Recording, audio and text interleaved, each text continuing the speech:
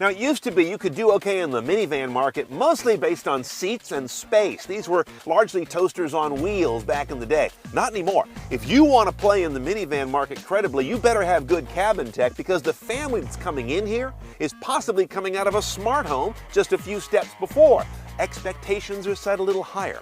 Now, let's see what we have here in this admittedly top trim Pacifica. We have an 8.4-inch, really nicely integrated touchscreen Uconnect head unit. We'll get to that in a minute. And over here we have a gauge and LCD instrument panel. I love it and hate it at the same time. It's beautifully rendered in the LCD part in the middle, but I don't know why those gauges are so big. Do I need a gas gauge that comically large? And how about that other one on the left? Useless. It tells me power output or charge regen. What I'd like to see is more room for that center LCD so that what's written on it, important stuff like those range indications, could be a little bit bigger than the 6-point type that is similar to reading the bond tables in the back of the Wall Street Journal. And everything in here is very shiny. The piano black bezel, the shiny front of this, and the shiny clear cover in front of the IP. It's Glare City quite a bit of the time, especially with this big pano roof overhead. I know everybody wants to look like a tablet these days, but I think they've gone too far. This is just too busy if you dig down into this system. Now, the navigation system is one of the best in terms of ease of use, this Garmin-based thing that is real simple. I mean, you're basically going to start with where to. The problem is, then you go back about 5 years to systems that want you to know the address in advance, or even worse, expect you're going to pick a restaurant based on point of interest. When was the last time you decided to go somewhere to eat based on restaurant type? And you also want free-form voice search here, not having to type in an address and a street and a city. So this is kind of useless compared to what's on your phone, and they do not offer CarPlay or Android Auto on this vehicle as of right now.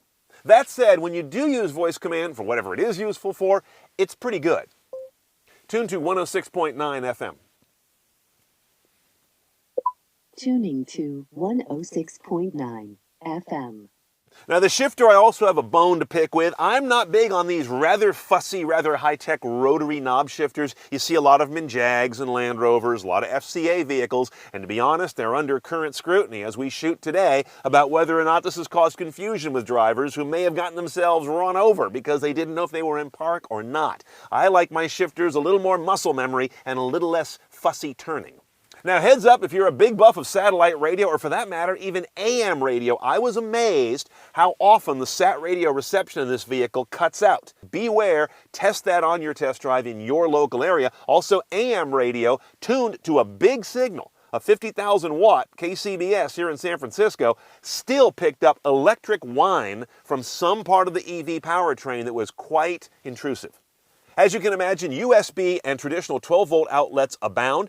Our vehicle has an optional 115-volt outlet like you have in your house. You might miss it, though. It's kind of weirdly mounted midships over by the right side door. I remain a big cynic about rear seat entertainment rigs. You see we have them optionally here on the back of the front seats. At least these do more than just play DVD and Blu-ray. They are really good ways to hook up your portable for a bigger screen, but with today's phone sizes, is it worth this optional add-on? In all, I give the Pacifica about a B on its cabin tech. Nicely integrated, beautifully presented, and overall generally easy to use with a couple of carve-outs, but it's missing the most modern functionalities that will tie this cabin to my behaviors outside the vehicle.